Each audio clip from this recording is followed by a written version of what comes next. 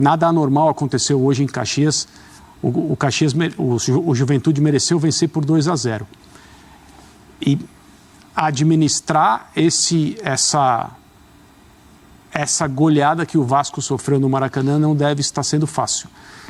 Vamos lá, o Sport Center chegando em clima de rodada do Brasileiro e o clima ainda muito quente envolvendo o Vasco da Gama. Não parece ver luz no fim do túnel. Derrota para o Juventude 2-0 em mais uma partida do Brasileirão. Estamos aqui, eu e Marcelo Rafael, ao lado de André Kfouri e Gustavo Zupac. Zupac, tudo bem? E esse Vasco da Gama, vai ou não vai? Vai. E não sabemos exatamente para onde. Boa noite aos companheiros, boa noite ao Fã de Esportes. Foi mais um jogo muito ruim do Vasco.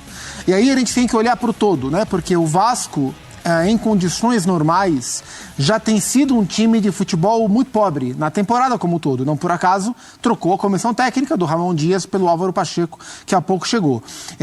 E não bastasse os problemas que o Vasco costumeiramente tem, o Vasco foi a campo hoje sem os seus principais talentos todos, né? O Vasco começou o ano e já perdeu os seus volantes titulares. Jair e Paulinho se machucaram já há meses, já é uma realidade esses desfalques. E aí o Vasco tá sem o Payet, o Vasco teve o Lucas Piton hoje no banco, ele foi cortado, né? Não se sentiu bem um pouco antes do último jogo, hoje ficou no banco e hoje jogou sem o Verratti. Então era o Vasco, que já está há algum tempo sem os volantes, está sem o seu meia, está sem o seu lateral, que é um lateral de altíssimo nível para a nossa realidade, um cara muito importante para o jogo do Vasco andar, e sem o seu centroavante, que é quem salva o Vasco de vários outros problemas.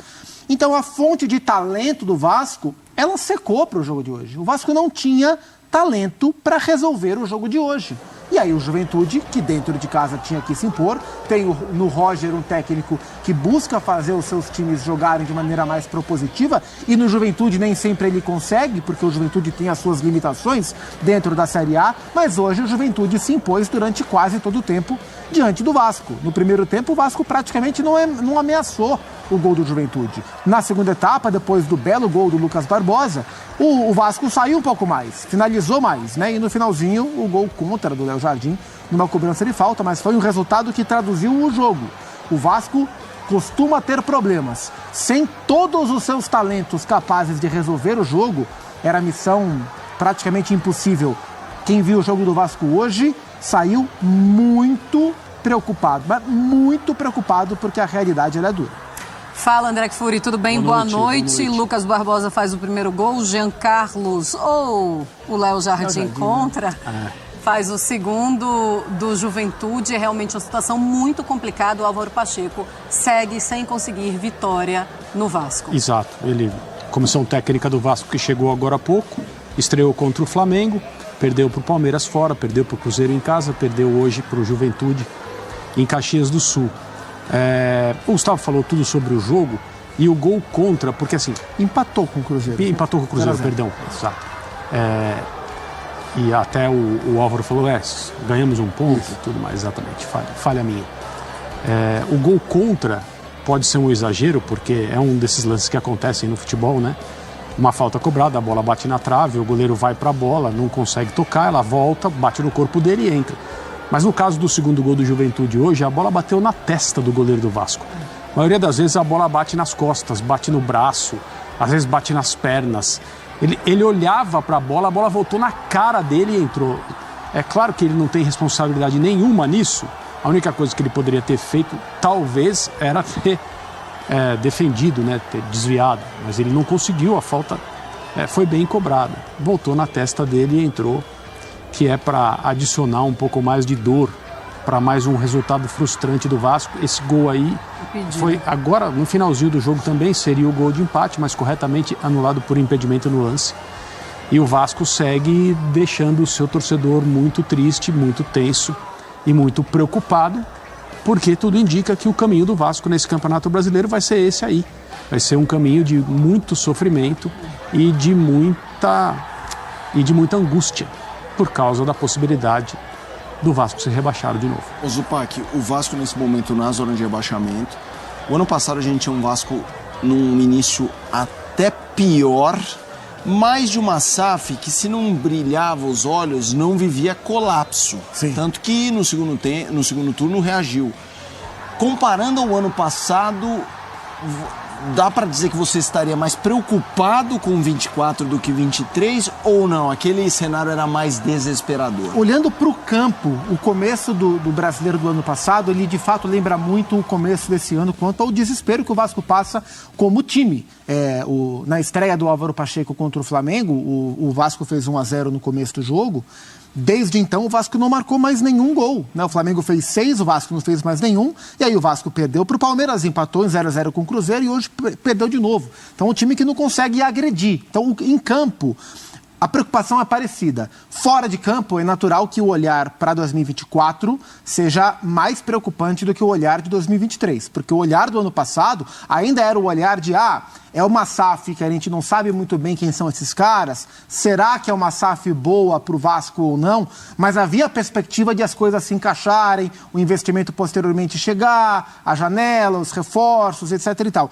Agora, o Vasco vive, a crise que ele vive em campo, ele vive fora. Né? Então é a SAF tentando derrubar a liminar para retomar poder, né? A 777 tentando derrubar a liminar para retomar poder. É o Pedrinho, que é o presidente do clube, que hoje tem o poder, dizendo que a SAF do Vasco está quebrada, está falida.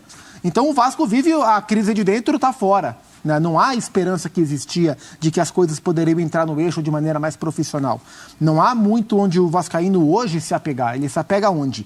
Ele se apega na maneira que o clube é gerido? Não se apega. Ele se apega na confiança sobre a comissão técnica? Não, ela acabou de chegar, ela é desconhecida e ela começou mal. Ele se apega no grupo de jogadores? Longe disso. Então, nesse momento, o Vasco não tem nem hoje aquela figura do Ramon Dias do ano passado que o vascaíno passou a confiar. Falando, esse cara com a experiência dele vai me ajudar. O Álvaro Pacheco talvez seja esse cara, talvez ele se mostre esse cara. Mas o começo é muito complicado e ele acabou de desembarcar aqui. Então, não há onde, nesse instante, o vascaíno se apoiar, a não ser na força da torcida, no poder da arquibancada. Mas isso é muito pouco. Então, nesse instante, ou talvez na janela, no sonho de ter o Felipe Coutinho de volta, o que é que isso pode representar?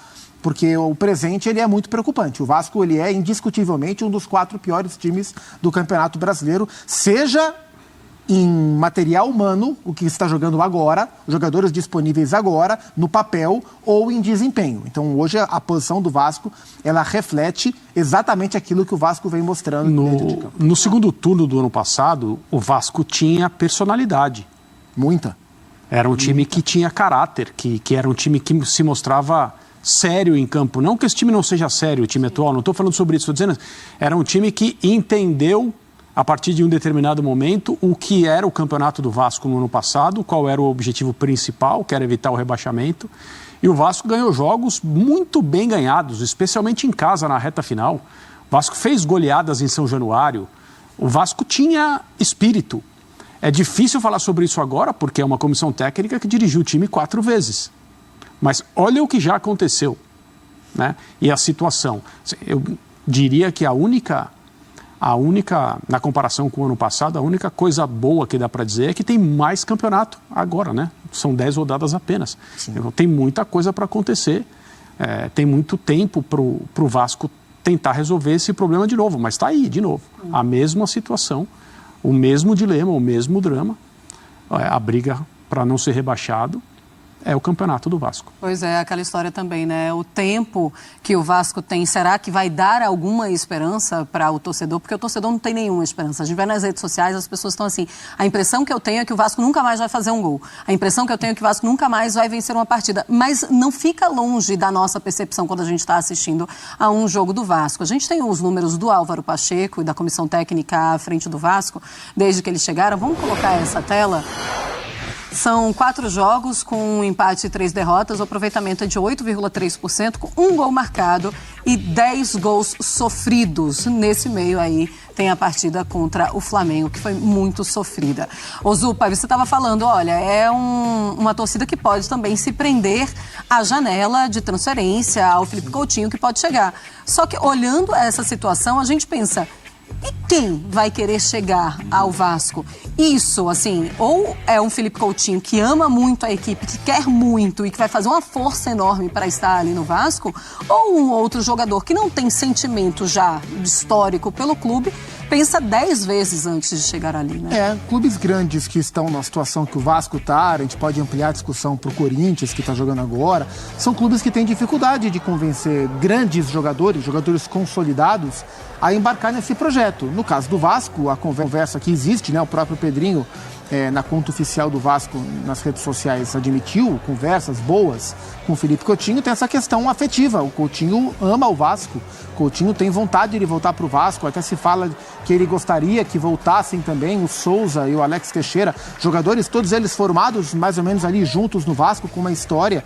E a tentativa de resgatar pelo lado afetivo, porque o projeto não é um projeto ambicioso no momento, não é um projeto sedutor no momento.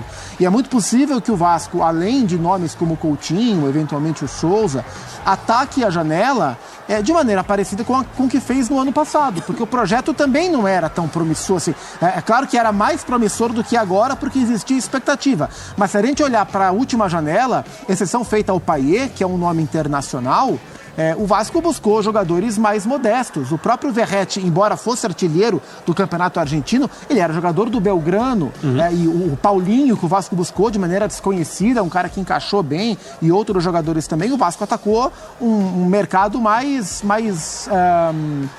exótico dentro da hierarquia do futebol, e deu certo para aquilo que o Vasco precisava. Porque, de fato, hoje não basta dizer é o Vasco, um clube de camisa, com uma torcida enorme, maravilhosa e apaixonada, que tudo isso é verdade, porque isso só não convence os grandes jogadores, dados os outros bons projetos que existem no futebol brasileiro.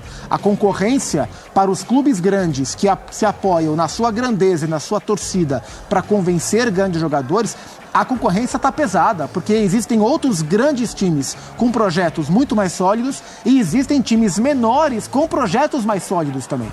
Então é uma tarefa árdua para o Vasco encontrar, além dos que amam o clube, como é o Coutinho, outros grandes jogadores que caibam no bolso e que possam reforçar o Vasco para que o time não sofra o que sofreu na última temporada.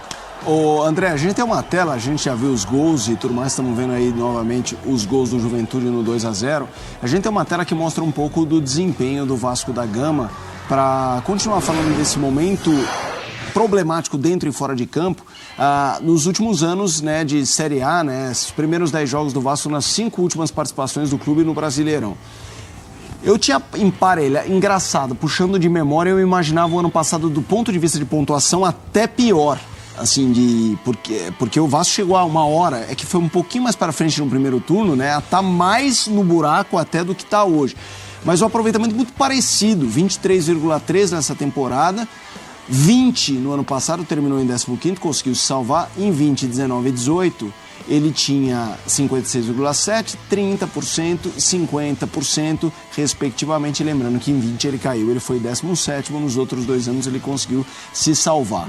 André, eu queria que você falasse um pouquinho, até pegando esse gancho da pergunta da Marcela para o Zupac, de reforço, de quem vai olhando esse ano, porque antes com o SAF, uma possibilidade de curva de ascensão, você fala, a coisa não tá boa, mas eu acredito na melhora. Acho que hoje é muito difícil acreditar nessa melhora. Vendo o Pedrinho falar ontem, a gente aqui no estúdio colocou no ar trechos da entrevista dele ontem, ele parece muito empenhado mesmo em fazer todos os esforços possíveis em nome do Vasco para que o Felipe Coutinho seja contratado.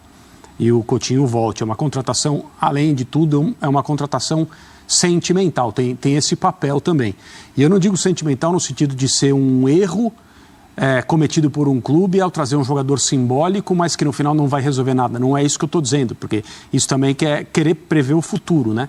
Eu digo que é sentimental porque ela tem um significado além do técnico, se for concretizada, se o Coutinho vier realmente jogar no Vasco. Então o Pedrinho, que é o presidente do Vasco, disse que o Coutinho quer jogar no Vasco, que o Coutinho está deixando um monte de coisa sobre a mesa que ele poderia ter em outros lugares, para que seja possível, viável a contratação dele para voltar para o Vasco, e ele, Pedrinho, está fazendo tudo que está ao alcance dele. Aí é óbvio que ele deve estar falando de uma operação financeira para poder remunerar o Felipe Coutinho, porque o Coutinho não vem jogar aqui no Brasil de graça, porque ele pode fazer outras escolhas. De qualquer maneira, é um jogador. Então, esquece a coisa sentimental. Nós estamos falando de um jogador. Então, se o Coutinho vier, ele faz diferença no time do Vasco? Óbvio. Claro, ele faria diferença jogando com a sua parte física em dia, rendendo em qualquer time. É o Coutinho, jogador de Copa do Mundo, seleção brasileira, carreira internacional.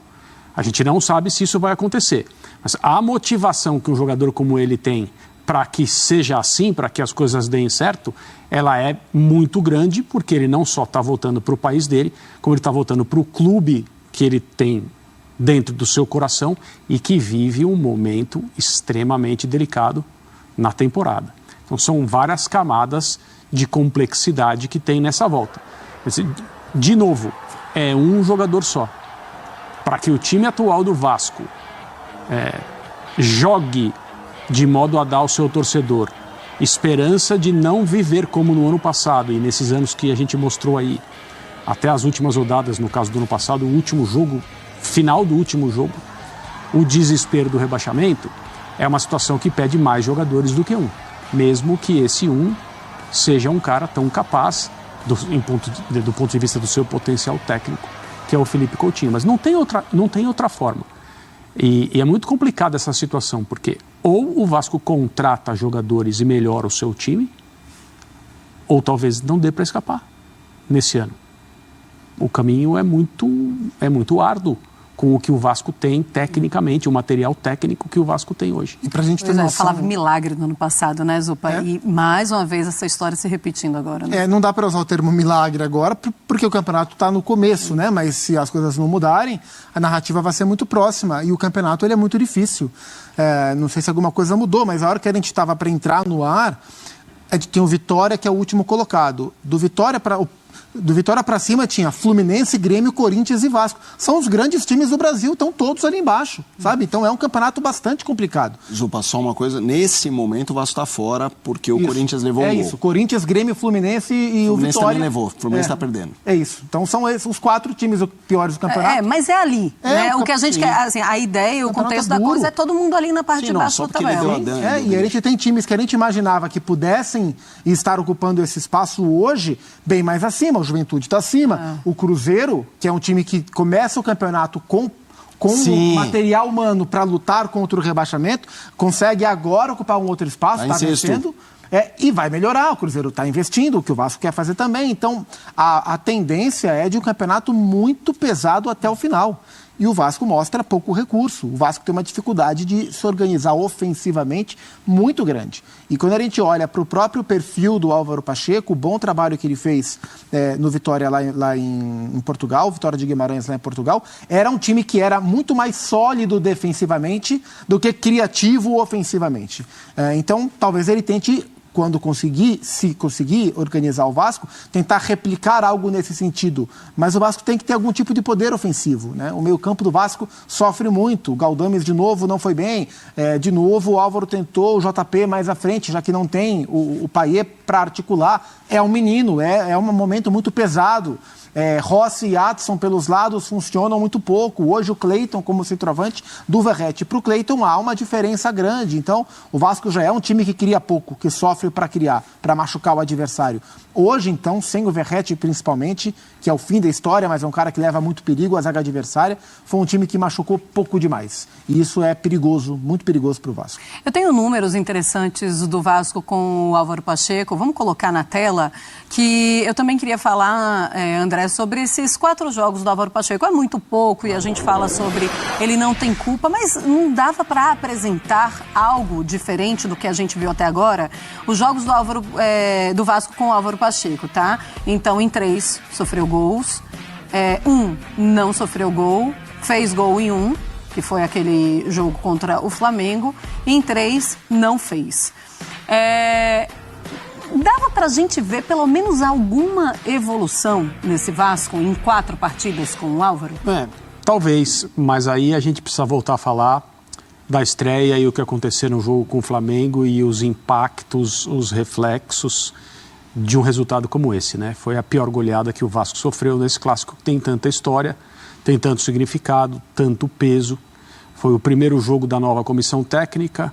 Começou bem, o Verratti fez um gol bonito, difícil, improvável pelo gesto técnico. E depois, assim, o mundo caiu nas costas do time do Vasco. Depois disso, por mais que técnico, jogadores falassem em se recuperar, a sequência foi difícil. Embora também não dê muito para você ficar no Campeonato Brasileiro escolhendo, porque aí você vai a Caxias e o jogo é fácil. Não é. Claro. É difícil. Né? Talvez o resultado fora da curva aí tenha sido o Vasco não vencer o Cruzeiro no seu estádio no fim de semana. Mas o Cruzeiro vive um bom momento, o Cruzeiro joga bem, compete. O Cruzeiro tem conseguido produzir, ter desempenho. O Cruzeiro está fazendo um bom campeonato. Se você fizer uma comparação de elencos do Cruzeiro com o Vasco, talvez você até veja uma coisa meio equilibrada do ponto de vista teórico, né? Mas você vê os dois times jogando e é muito diferente. Então, Allianz, Palmeiras, você em boa fase, em fase ruim, em fase mais ou menos, você tem um problema muito sério para resolver e é uma derrota normal. Aí sim, São Januário contra o Cruzeiro, o Vasco não conseguiu vencer, mas também não perdeu. Provavelmente saiu daquele jogo, embora a torcida tenha protestado, os entornos ali de São Januário tenham vivido problemas de novo, de ameaça, violência, polícia trabalhando, aquela coisa. Mas hoje, de novo, o Vasco sucumbiu. O Juventude foi melhor que o Vasco, o Juventude mereceu vencer. O resultado não é diferente do que o jogo mostrou, mesmo um gol saindo dessa maneira meio estranha, batendo na cara do goleiro e entrar quase no último lance do jogo. Mas nada anormal aconteceu hoje em Caxias. O Juventude mereceu vencer por 2-0. E administrar essa goleada que o Vasco sofreu no Maracanã não deve estar sendo fácil. Do ponto de vista da confiança dos jogadores, uma coisa se avolumando de resultados ruins, frustração, pressão interna, briga do clube associativo com a SAF, nenhuma perspectiva, hoje muitos desfalques, sabe?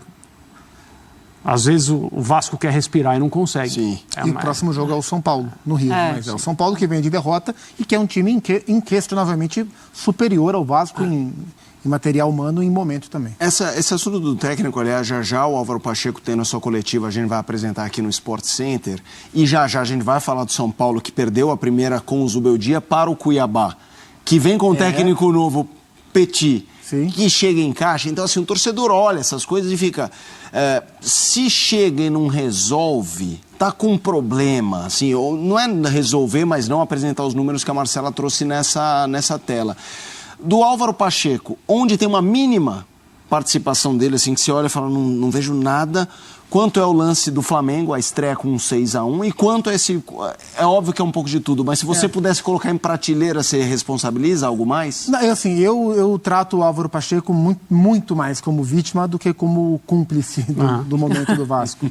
É claro que todo mundo poderia fazer algo melhor, né? Mas o momento em que ele chega é um momento muito adverso, não só o momento do clube como um todo, mas é isso, ele pega os dois primeiros jogos...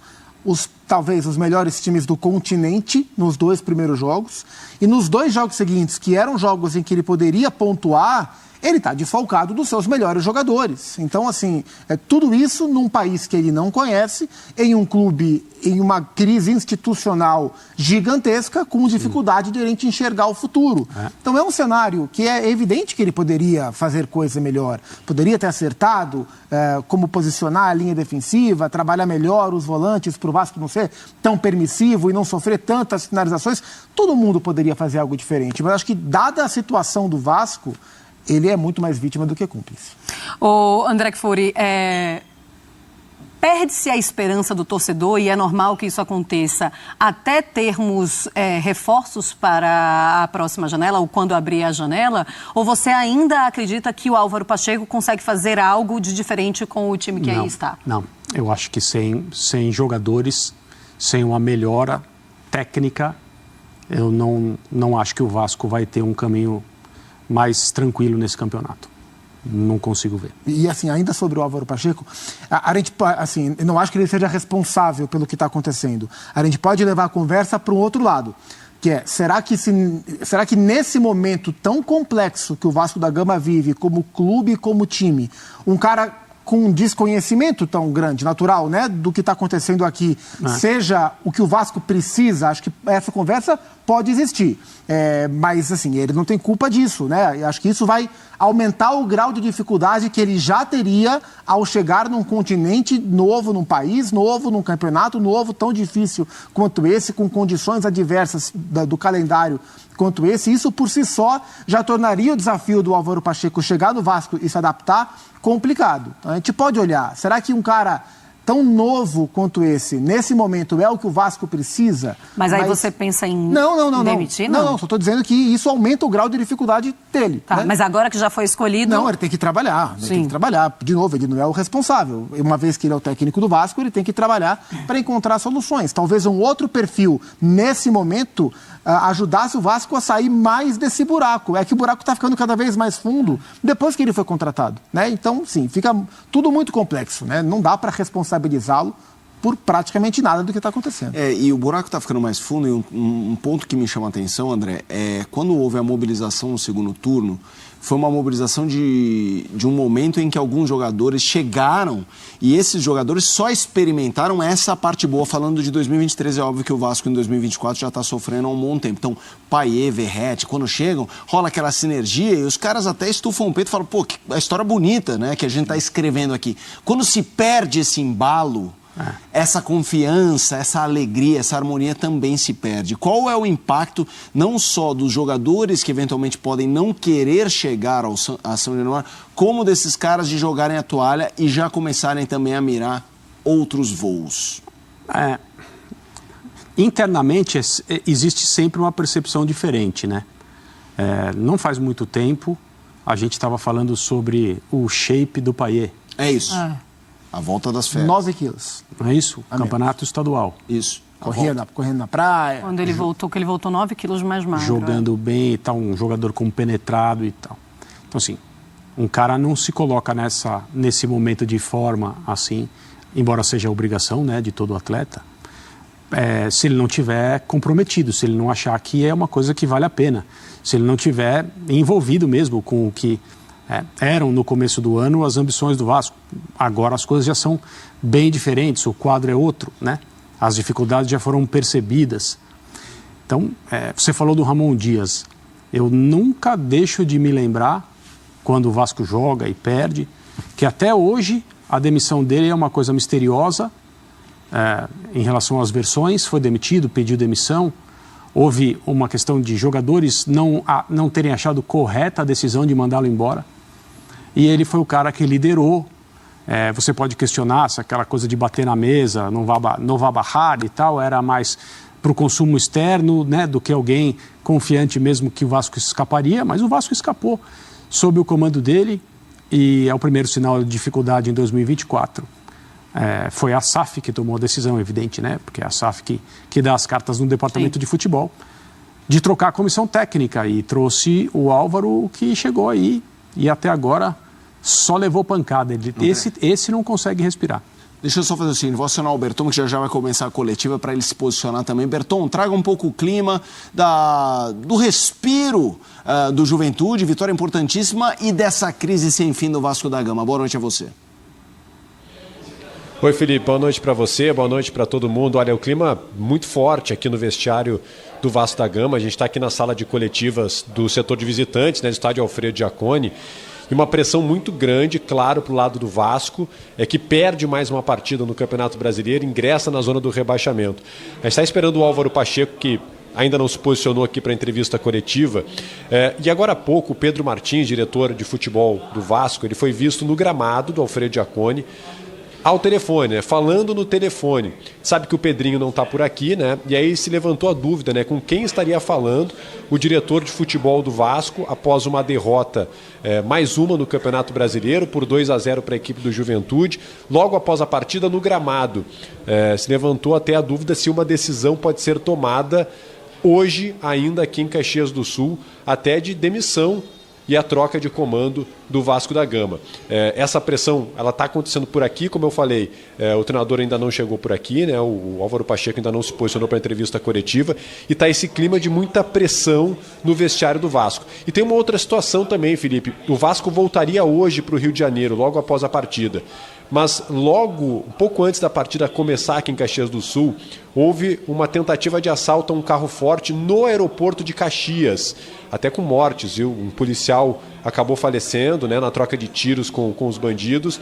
Então o aeroporto está fechado e o Vasco não pode retornar para o Rio de Janeiro. O Vasco vai ter que ficar essa noite aqui em Caxias do Sul, vai ter que dormir aqui essa noite e quem sabe amanhã na reabertura do aeroporto poder voltar para casa. Então é mais uma situação delicada para o Vasco, né, que voltaria para sua casa hoje para tentar reorganizar toda a casa. O Vasco vai ficar aqui em Caxias e com toda essa pressão após perder para a equipe do Juventude. O Ju, sim, como você falou, né, dá um respiro, sobe um pouco na tabela, mas a gente fica por aqui aguardando a entrevista coletiva e até para saber se alguma decisão pode ser tomada. Afinal de contas, né, o Álvaro Pacheco tem 4 jogos pelo Vasco, conquistou apenas 1 ponto, sofreu 10 gols, marcou apenas 1. E então essa pressão para cima também do técnico da equipe do Vasco da Gama. A gente fica por aqui aguardando se alguma decisão pode ser tomada ainda aqui em Caxias do Sul. Obrigado, Berton, trazendo informações. A gente já volta para lá. Só para você arrematar, André, com esse acréscimo de informação do Berton, da possibilidade de queda sim no Álvaro Pacheco. É natural que fique esse clima de suspense, embora uma pessoa falando ao telefone no gramado depois do jogo pode estar falando com um parente, pode estar falando com alguém que está fazendo aniversário, pode ser uma dessas ligações que a gente recebe às dezenas todos os dias de gente querendo vender coisa. Né? A ligação de São Paulo. Depois de um 2-0. A gente vai bloqueando. Mas pode ser também deliberações para decisões serem tomadas em relação à comissão técnica. A gente fica sem poder falar, porque, né, não é uma informação concreta, mas só mesmo a possibilidade de estarem pensando em mexer na comissão técnica do Vasco de novo, depois de 4 rodadas, é um pouco da nossa tragédia futebolística semanal. Né? Então imagina do ponto de vista do Álvaro Pacheco, que chegou de Portugal, estreou contra o maior rival do Vasco, levou 6, resultado histórico, tenta se levantar desde então, não consegue e de uma hora para outra, talvez alguém já esteja pensando e mandá-lo de volta para casa. Você concorda muito complexo. Pode ser uma saída para o Vasco, a demissão do treinador? Não dá, né? Depois de 4 jogos. Não dá.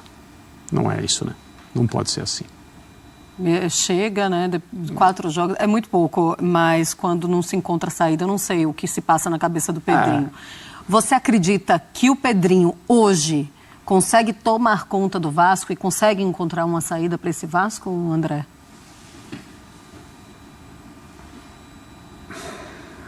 Como que eu posso responder essa questão? Ele está numa posição muito difícil, porque a autonomia que ele tem sobre o departamento de futebol é diferente do que seria no caso de uma gestão de clube associativo com ele como presidente. Há uma questão na justiça, liminar para cá, para lá, sendo derrubada, sendo concedida. Ele afirma que as pessoas que são responsáveis por colocar dinheiro no departamento de futebol do Vasco representam uma empresa que está quebrada e o Vasco, o clube, é quem é o responsável nesse momento pelas remunerações todas. Ele disse isso ontem, o Vasco está pagando em dia, o Vasco está seguindo em frente. Mas sem recurso, nenhum ex-jogador como ele, que tem tanta ligação com o clube e resolveu se colocar como candidato a presidente para fazer muitas coisas pelo Vasco, eu tenho certeza que essa é a intenção dele, conseguiria trabalhar.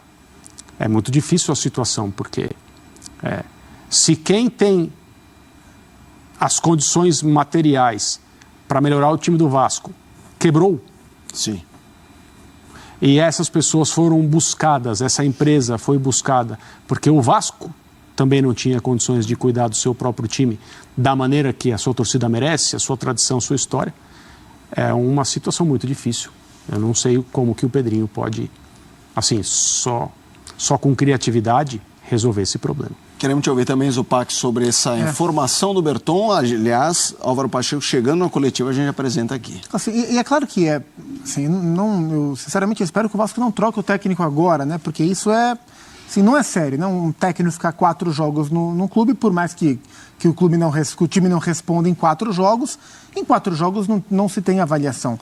Mas é evidente que é possível o Vasco trocar o técnico agora, chegar a um outro técnico que conheça mais o clube, que conheça mais o futebol brasileiro e faça o time melhorar um pouco. Mas não se troca um técnico com 4 jogos. Isso não é levar a sério um planejamento de futebol, né? Isso é não saber o que está se fazendo. Então, acho que é uma situação muito complicada para o Vasco, né?